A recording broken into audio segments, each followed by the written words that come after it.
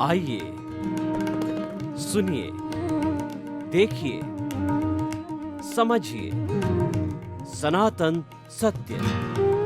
जैसी दृष्टि वैसी सृष्टि, दृष्टि विज्ञान। कुदरत, कुदरती रचना एवं कुदरत के कानून से शाश्वत सुख की प्राप्ति। जोधपुर के परम पूज्य महात्मा उपासक प्रोफेसर डॉक्टर सोहन राज तातेड़ के निर्देशन में सनातन सत्य। जैसी दृष्टि वैसी सृष्टि, दृष्टि विज्ञान।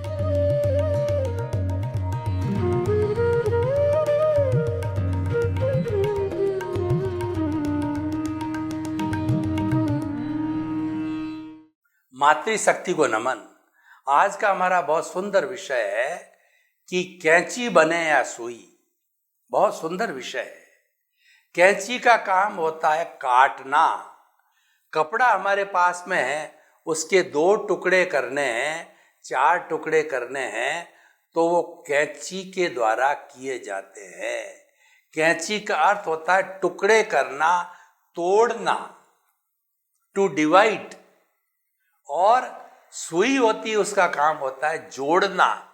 2 कपड़े हैं, उसके बीच के अंदर धीरे धीरे धीरे धीरे सुई चलाओ, हाथ से या मशीन से चलाओ, तो वो 2 कपड़े 4 कपड़े जो कैंची ने काटे थे, वह सुई जो है वह मशीन के ऊपर या हाथ से जो है वो वापस उसको जो है तैयार कर देती है। यानी सुई का काम क्या हुआ?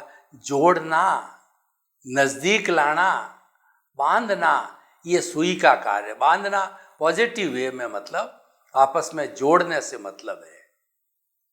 अब आप तय करो कि आपको जीवन के अंदर कैंची बनना है या सुई बनना है। मैं आपको पूरा खोल करके बता दूंगा कि कैंची कैसे बनाया जाता है, सुई कैसे बनाया जाता है, कैंची बनने के क्या नुकसान है, सुई बनने के क्या लाभ है। फिर आप निर्णय करो कि जीवन में कैंची बनने का उद्देश्य बनाना है या सुई बनने का उद्देश्य बनाना है। कैंची जैसे काटने का काम करती है, ये सारी माया का काम है। दुनिया के अंदर जितना भी माया है वह सारी कैंची का काम करती है। सांख्य दर्शन की भाषा में बात करें तो प्रकृति और पुरुष 2 होते हैं। पुरुष जो है वह विशुद्ध भगवान का स्वरूप है, वो ज्ञानमय है, वो अनंत ज्ञान, अनंत दर्शन, अनंत शक्ति और अनंत सुख का धाम है। जो प्योर सोल परमात्मा है वह पुरुष है। और प्रकृति मतलब ये दुनिया, प्रकृति जो है वो माया है। वो माया का काम है छल कपट करना और कुछ जोड़ना, तोड़ना, राग द्वेष करना, घटाना, बढ़ाना। ये सारा काम प्रकृति का है। ये दुनिया जो बनी है, ये जो माया से बनी है। ईश्वर अकेला था पहले, ब्रह्म कहिए या जो है पुरुष कहिए, वो अकेला था। तो उसने जो है वो अपने मनोरंजन के लिए कहिए, अपनी कंपनी के लिए कहिए, उन्होंने संसार का निर्माण किया। उसका आधार माया रहा। ये माया की छाप जो है या प्रकृति की छाप पुरुष पे पड़ जाती है, तो वह ब्रह्मवश जो है वो लुभावित हो जाता उससे, और वो लुभावित होकर के और वह दूषित हो जाता है। तो जब उसको भान आता है कि ये तो छाया प्रकृति की मेरे पे गलत पड़ गई, तब उस छाया को साफ करता है और फिर से वह शुद्ध हो जाता, अपने स्वरूप में आ जाता। हमारा भी यही हाल है कि हमारे भीतर जो प्रभु बैठा है वह पुरुष है। वह अनंत ज्ञान, अनंत दर्शन, अनंत शक्ति, अनंत सुख का धाम है। और वह जो है वो कहना चाहिए सिद्ध शिला में विराजने के लायक है। वह मुक्ति में जाने के लायक है। वह अक्रिया है, वो प्योर रूप में है। अनादि अनंत काल से जो है ये शरीर धारण करता है, क्योंकि उसकी प्रेजेंस है। उसकी गलती है कि उसने एविडेंस दे दी, तो उसको एविडेंस एक बार देने के कारण अनादि अनंत काल में कभी एविडेंस की थी, तो उससे कार्बन शरीर इकट्ठा हो गया और वो हर बार घटता रहता है, बढ़ता रहता है, तो उसकी एविडेंस उसको देनी पड़ती है। कैसे देनी पड़ती मैं बताऊं कि मैं इस जन्म में सोहन राज नाम का व्यक्ति हूँ, पूर्व जन्म के अंदर मैं मोहन राज था। मोहन राज ने पूरे जीवन भर जितना पेपर दिया 3 घंटे का जीवन काल का, और उसमें करेक्शन किया, डिलीशन किया और पेपर को सॉल्व किया जब तक वो स्वतंत्र था। दूसरे शब्दों में बात करें कि उसने पूरे जीवन भर जैसे जैसे वो भाव डालता रहा, वो चार्ज करता रहा कॉजल बॉडी को या प्रतिष्ठित आत्मा को या अज्ञान को या कार्बन शरीर को, तो वो चार्ज होती रही। और आयुष्य जब जो पूर्व जन्म का उसका आयुष्य था पूरा हुआ, मोहनराज तो चला गया और इस जन्म के अंदर भुगतने वाला सोहनराज आ गया। और प्रेजेंस देखिए, मोटी बात क्या है कि एविडेंस पिछले जन्म में भी इसी आत्मा की थी, इसी जन्म में इसी आत्मा की, आने वाले समय में इसी आत्मा की, अनादि अनंत काल से उसकी प्रेजेंस। इसीलिए है कि उसने एक बार भूल कर दी कि उसने गवाही दे दी, प्रेजेंस रख दी, एविडेंस कर दी, तो उसको हमेशा आगे से आगे जो है चलता रहना चाहिए, जब तक कि ये पूर्ण रूपेण जो है शुद्ध होकर के मुक्ति को नहीं चली जाएगी, अज्ञान को जीरो नहीं कर देगी। उस कार्बन शरीर जो जुड़ा है उसको जीरो करने पर ही मुक्ति होगी। तो हम बात बता रहे थे, कैंची बनने की बात बता रहे थे। कैंची माया है। माया कैसे होती है? एक पति पत्नी में से के बीच में दूसरा व्यक्ति आया जो कि चटोकर है, यानी जो कि चापलूसी करने वाला है, तो उसने पति के कान में कुछ कह दिया, पत्नी के कान में कुछ कह दिया, मिसअंडरस्टैंडिंग खड़ी कर दी। खड़ी करके दोनों आपस में लड़ने लगे, दोनों शत्रु बन गए और कई वर्षों तक वो बोले ही नहीं। जितनी जितनी हमारे जीवन के अंदर मिसअंडरस्टैंडिंग आती है, ये सारी माया से आती है। ये कोई न कोई हमारे पे कैंची चलाता है तब आती है। इसलिए भाइयों, हमेशा आप, चाहे आपका परिवार है, चाहे आपको समाज है, तो कुछ पिछलगू लोग, कुछ स्वार्थी लोग, कुछ ऐसे होते हैं जो माया जाल वाले होते हैं। वो लोग कैंची का काम करते हैं, समाज को तोड़ते हैं, परिवार को तोड़ते हैं, भाई भाई को तोड़ते हैं। मैं आपको एक उदाहरण दूं। एक पिता के 4 पुत्र थे और पिता का अंतिम समय आया तो पिता ने जो है वो उनको जितनी धन संपत्ति बांट करके दे दी। अब उनको सूत्र सिखाना था कि यूनियन इज स्ट्रेंथ, आप जुड़े रहोगे तो आपको कोई तोड़ नहीं सकता है, और आप अगर आपस में लड़ोगे तो आपको हर एक तोड़ देगा। तो उन्होंने उस युक्ति को समझाने के लिए एक लकड़ी का जो है वो गट्ठर लेकर के अपने पास आए और उसमें अलग अलग लकड़ियां थी। उसकी गांठ खोल करके एक एक लकड़ी चारों बेटों को दी तो लड़कों ने आराम से तोड़ दी।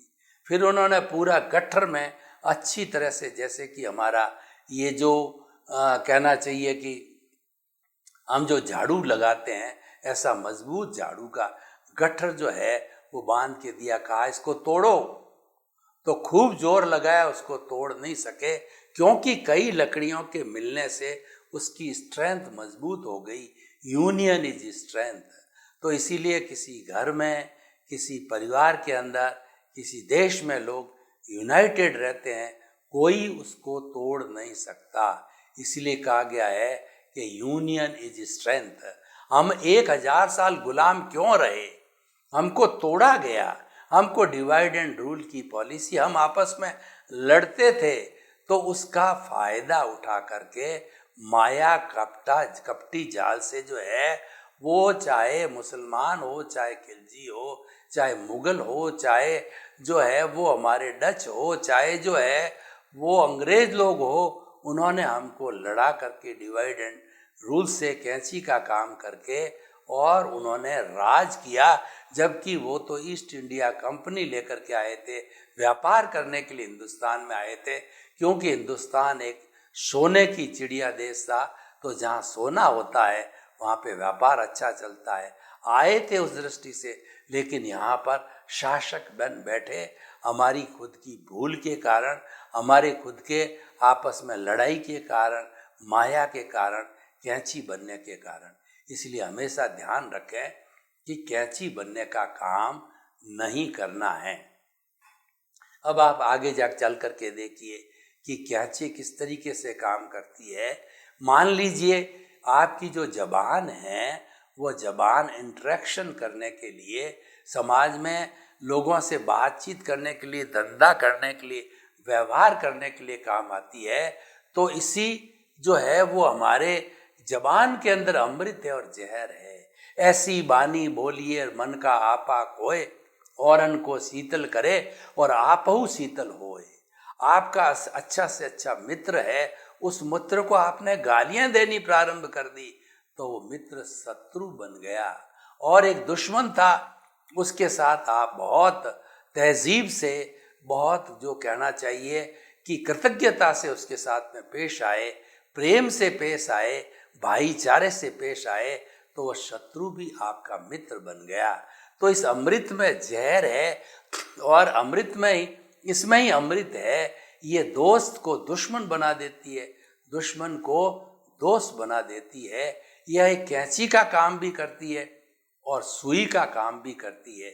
सुई का काम जबान का क्या है कि ये अच्छे व्यवहार से शत्रु को मित्र बनाती है, और कैंची का इसका क्या काम है कि यह जो अच्छा मित्र है उसके साथ बुरा सलूक करके और ये उसको दुश्मन बना देती है। अब आगे चल करके देखिए कि हमारे देश के अंदर प्रजातंत्र है, तो देश में प्रजातंत्र के अंदर वो जनता उसी को वोट देती है जो कि पब्लिक का फायदा करने वाला है, भला करने वाला है, पब्लिक की समस्याओं को जो है वो लोगों तक पहुंचाने वाला होता है। तो जब वो इलेक्शन आता है तो लोग उसकी काबिलियत को, उसके जनहितार्थ व्यू को जो है समझ करके उसको वोट दे देती है। अब देखिए कि वो कैंची बनता है या सुई बनता है। मैं दोनों उदाहरण बता देता हूँ कि कुछ लोग जो कि जनता की रहम से, जनता की मित्रता से, जनता की कृपा से चुन करके आते हैं, तो पूरे 5 साल तक कुछ ऐसे लोग होते हैं कि 5 साल तक अपनी जेबें भरते रहते हैं। कभी भी जनता के बीच में, जनता के दुख में, जनता के दर्द में, जनता की आवाज़ सुनना, जनता की आवाज़ को जो है वो राज्य के स्तर पर, देश के स्तर पर, विश्व के स्तर पर सुनाना, वो बात नहीं करते, मात्र अपने स्वार्थ की बात करते हैं। तो वो क्या काम करते हैं? वो लोग कैंची का काम करते हैं। वो लोग जो है वो जनता की भलाई नहीं करते हैं। अब दूसरे तरह का एमएलए, एमपी, सरपंच कोई भी चुन के आता है वो जनता से, तो वो क्या करता है, 24 घंटे जनता की जेब में, जनता के बीच में रहता है, अपना कार्यालय खुला रखता है। कोई भी व्यक्ति आवे, उसकी एप्लीकेशन ली, वो इकट्ठी करके और कुछ दिनों के लिए फिर उसके जो जो कार्य होता है उन कार्य को करवाने की, क्रियान्विति के लिए जिस डिपार्टमेंट में जाना होता है, जिस मिनिस्टर से मिलना होता है, उससे मिल कर के और सबके वो काम कराता है।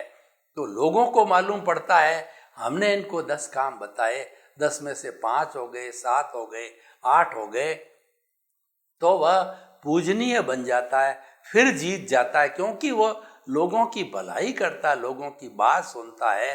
क्योंकि जो सरकार होती है वो जनता की सरकार, जनता के द्वारा और जनता के लिए है, तो उसकी सुनने के कारण वह सुई का काम करता। पहले वाले ने कैंची का काम किया, इसने सुई का काम किया, तो सुई का काम किया तो दूसरी बार सुना गया, तीसरी बार सुना गया, वो लोकप्रिय नेता बन गया। सुई हमको लोकप्रिय बनाती है और कैंची जो है वो हमको जो है काटने वाला, भेदने वाला, हमको जो कहना चाहिए कि वह एक शत्रु का रोल देती है। तो भाई और बहनों, जीवन में हमेशा आप जो है सुई बनने का काम करो, जोड़ने का काम करो, कभी भी तोड़ने का काम मत करना। अब आगे चलिए। कैंची और सुई का जो है वो हमारे, अब हमने बाह्य जगत की तो इतनी बात करी, हमारे सामने दो तरह के जगत है।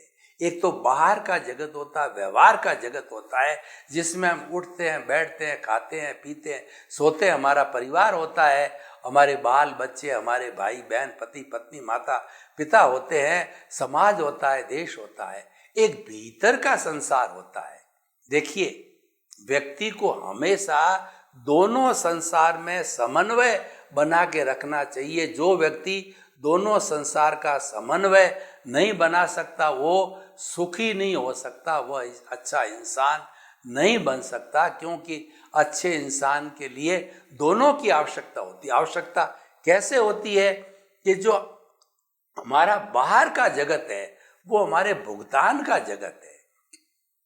पिछले जन्म से जो जो हम कर्जा लेके आए हैं, उस कर्जा को उतारने के लिए हमें भुगतान करना पड़ेगा, उसका जगत है ये हमारा व्यवहार जगत है। इसलिए कहा गया है ये शरीर पिछले जन्म के कर्म के भुगतान के लिए मिला है, बस इसका यही फंक्शन है। और जन्म से मृत्यु तक जो मन वचन काया की जैसी जैसी बैटरी है हम पिछले जन्म से चार्ज करके लाए थे, वो बैटरियां इस जन्म में भुगतान के रूप के अंदर डिस्चार्ज होती रहती है, और हम उसमें स्वतंत्र नहीं है। वह ऑटो मोड से चलती, उसको चलने दो। ये तो हमारा बाहर का जगत है।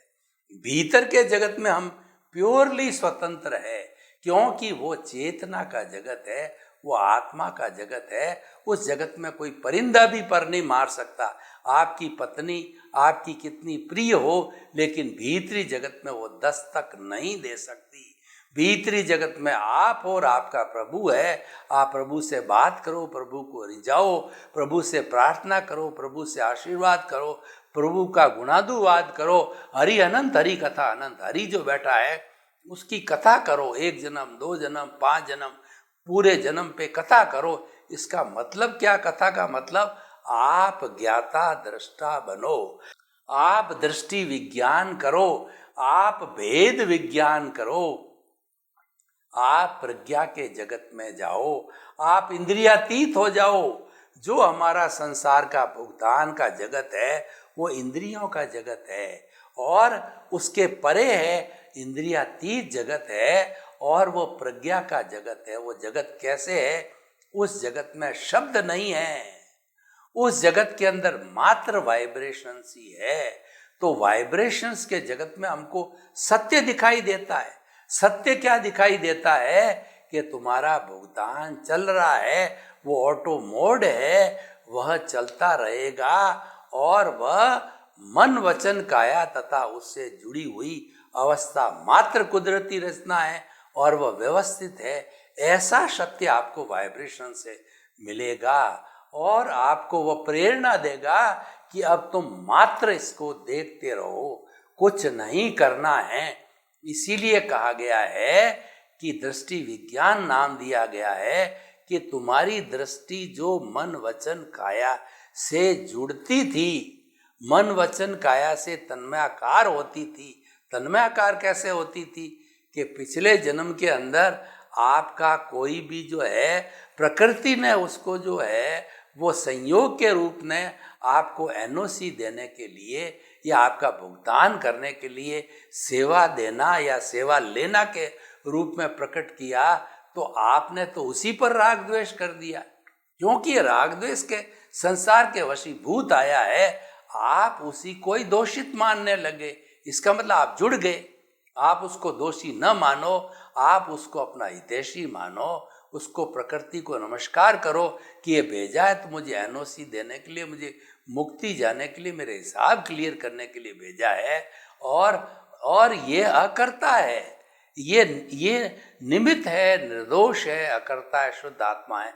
ऐसा आप जानो, तो ऐसा जानने के अंदर आपके कोई भी नए भाव नहीं पड़ेंगे, और आप जो है ज्ञाता दृष्टा बन गए। आपने दृष्टि विज्ञान कर लिया, आपने अपने स्वरूप को पहचान लिया। और जब आप इससे साथ तन्मयाकार, राग द्वेष के संसार के साथ तन्मयाकार नहीं हुए तो कुछ न कुछ समय आप करते तो रहोगे ही। तो आप तन्मयाकार किससे हो गए? आपकी दृष्टि परिवर्तन हो गई। आप जो मन वचन काया से जुड़ने वाले थे, जुड़ गए आत्मा से।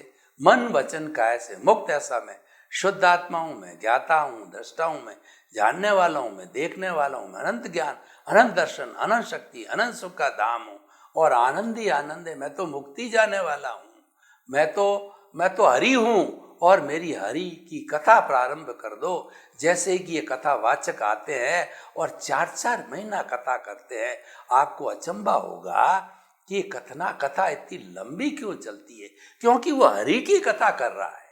अरे वही हरि आपके भीतर बैठा है, जिस राम की कथा कर रहा है, जिस कृष्ण की कथा कर रहा है, जिस महावीर की कथा कर रहा है, जिस हनुमान जी की कथा कर रहा है, वो तो भीतर बैठा है। वो और हनुमान जी, वो और राम दोनों एक ही है।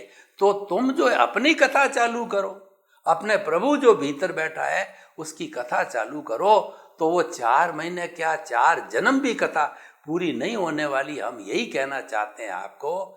हम अगर इस एपिसोड को आज ओपन टू दी ऑडियंस करना चाहते हैं और उनसे राय लेना चाहते हैं कि आप कैंची बनना चाहते हो या सुई बनना चाहते हो, तो जो लोग लोभी होते हैं, जो क्रोध मान माया लोभ के वशीभूत होते हैं, जो कॉजल बॉडी के वशीभूत होते हैं, दूसरे शब्दों में कहूँ कि जो बहिरात्मा होते हैं, जो कहना चाहिए स्वार्थ की वृत्ति वाले होते हैं, जो eat drink and B Mary वाले होते हैं, 5 इंद्रिय सुख के अंदर ही रहते हैं, उन पर कोई छांट नहीं पड़ती। उनकी नियति ऐसी है।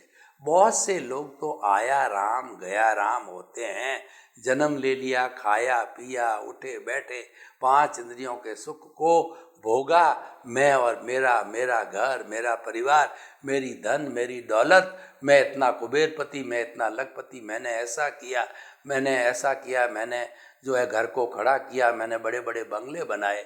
बस उसी में ही करता करता वो कैंची बन करके राम नाम सत्य हो जाता है। तो ये तो बहिरात्मा की बात है, लेकिन हमको तो सुई बनना है। सुई बनने के लिए आपको करना क्या पड़ेगा, ये अब आप देखिए। सुई बनने के लिए आप सदगुरु की, ज्ञानी पुरुष की तलाश करो। स्वामी विवेकानंद केवल 36 वर्ष तक जिए, पर बचपन में वो इतने वैरागी थे कि बचपन में ही उन्होंने ये जान लिया था अपने ज्ञान से कि जब तक मैं गुरु की खोज नहीं करूँगा, गुरु बिना ज्ञान नहीं मिलेगा, ज्ञान बिना मुझे मुक्ति नहीं मिलेगी। तो उन्होंने गुरु ढूंढना चालू किया। बहुत से गुरुओं को देखा, कोई भी गुरु उनके समझ में नहीं आया। लेकिन जब योग आया, जब उदय प्रारब्ध के अधीन गुरु मिलना था, तो वो जो है वो कन्याकुमारी के मठ के ऊपर जो है स्वामी रामकृष्ण परमहंस को देखा। प्रथम दृष्टवा स्वामी रामकृष्ण परमहंस को विवेकानंद जैसा शिष्य मिल गया, और जो नरेंद्र नाथ के नाम से जो थे उनको जो है वो गुरु मिल गया, और वो उस गुरु ने उनको स्वामी विवेकानंद बना दिया। तो इस तरीके से हम आपको कहना चाहते हैं कि वो सुई बने। सुई बनने से उनको गुरु मिला। तो आप जीवन में सुई बनने के लिए आप जो गुरु की तलाश करो। जब पुण्योदय होगा आपको गुरु मिलेगा। गु का अर्थ होता है अंधकार, रू का मतलब दूर करने वाला।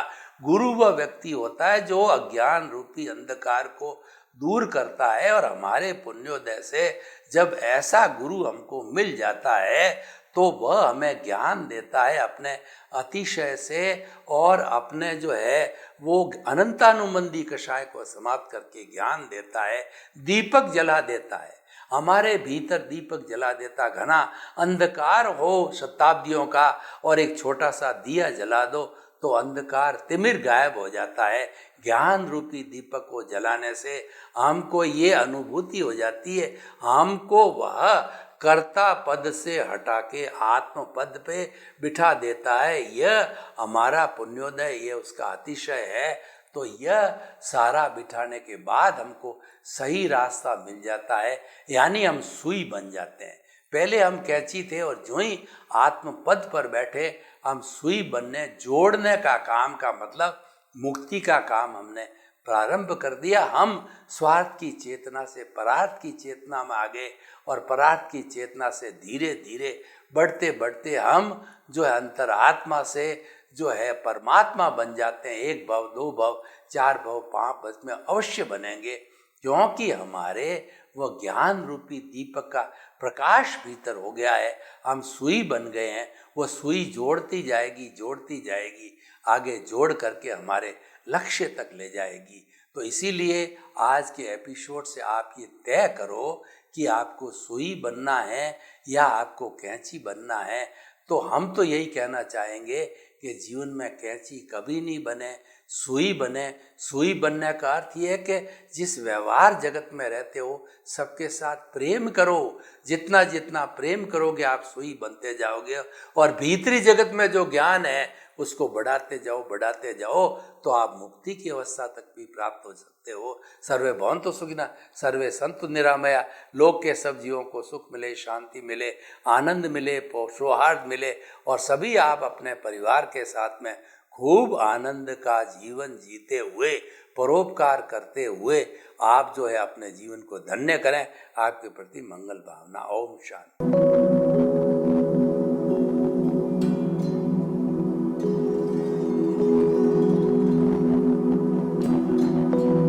एक ऐसा अंतर्राष्ट्रीय ख्याति प्राप्त मानव जो गुरु प्रेरणा से पिछले 20 वर्षों से वानप्रस्थ जीवन जीते हुए 24 घंटे मानवता की सेवा में संलग्न है।